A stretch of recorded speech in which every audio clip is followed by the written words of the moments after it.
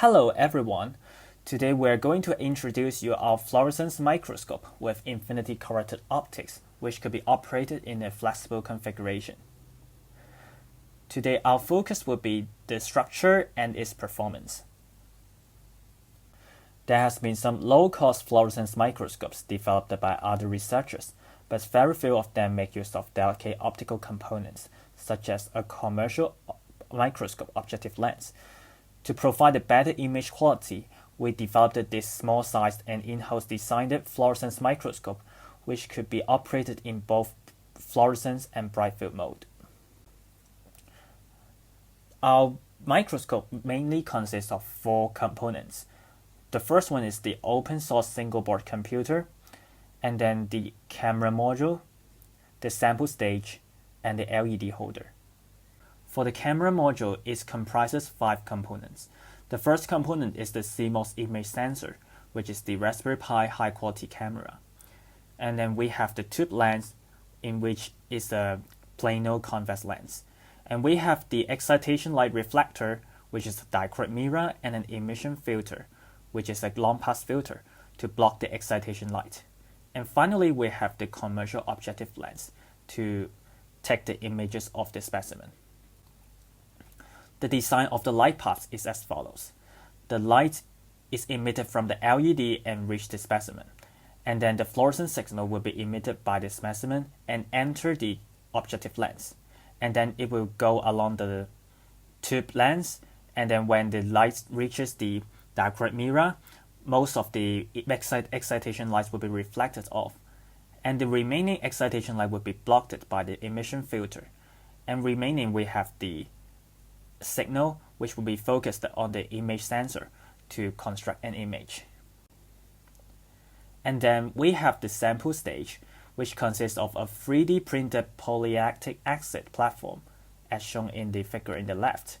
And we have the 1D stepper motor based motion control module to provide the Z-axis motion of the stage.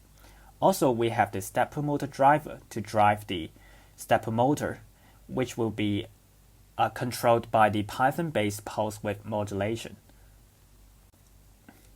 And finally, we have the LED holder to hold the LED.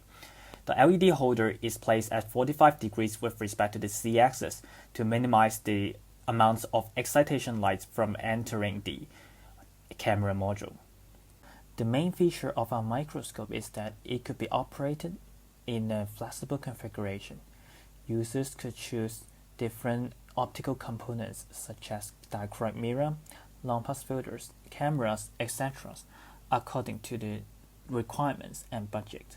For example, if they want to have a better image quality, they could use a high-end industrial camera. Whereas if they want to reduce the cost, they can use cheaper dichroic mirror, long-pass filter, etc. to cater for the needs. To assess its performance, we perform a series of tests. First, we take images using the microscopes to see the image quality. And then we measure the point spread function to see the resolving power of these microscopes. And then we measure the Z-axis positioning accuracy to see its ability of operating with high magnification objective lens. And finally, we measure the signal-to-noise ratio to see its ability of producing low noise images. We compare the performance of the low-cost microscope with a commercial fluorescence microscope, which is the Olympus IX70, so we can see how well a low-cost microscope performs. For the image quality test, we take images of the USAF 1951 resolution target and the halo cell in bright field mode and fluorescence mode. For the point spread function, we measure the full width at half maximum of the tetraspect microspheres and take this parameter to be the resolving power of the microscopes. For the Z-axis positioning accuracy, we take images of the inclined USAF resolution target at different Z positions along the Z-axis. We then calculate the Z-axis displacement and map the displacement to the number of steps executed to calculate the Z-axis accuracy, which is given by the displacement moved per unit steps. As shown in this figure, when the resolution target moves along the z-axis, the focused region, as indicated by this red bar, shifts along the x-axis. We then convert this x-axis displacement to the z-axis displacement by using the tangent of the inclination angle of the target, which is 30 degrees. So we have this following formula. The x-axis displacement times the tangent of 30 degrees equals the z-axis displacement of the resolution target. So we have the z-axis displacement, and then we can map it to the number of steps executed. Divide the z-axis displacement by the number of steps to get the z-axis positioning accuracy. For the signal-to-noise ratio, we take sequence of images of a tetraspec microsphere, and we calculate the mean intensities of different pixels in this image.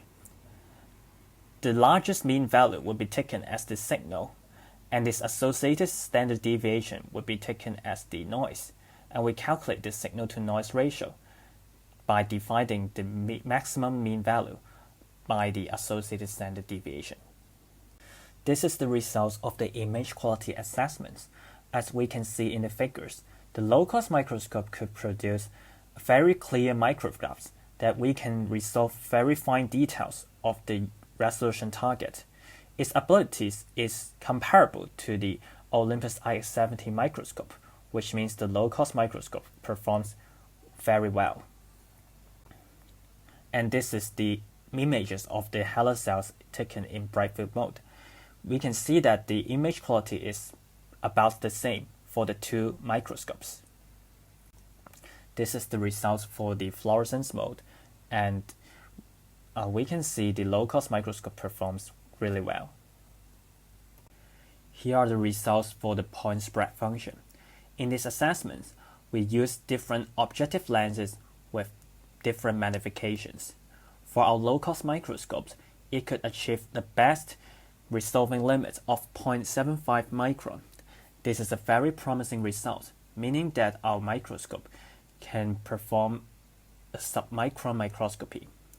Its performance is comparable to the commercial fluorescence microscope, both of which can achieve a resolving limit of about 0.75 micron. Here is the results for the z-axis positioning accuracy.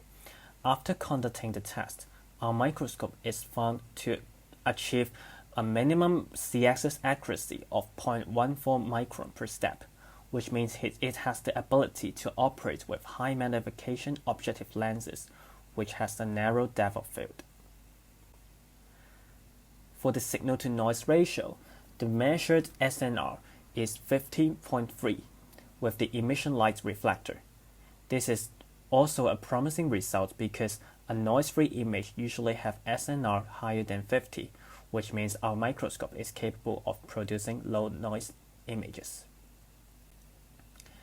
There could be some possible improvements on our microscope.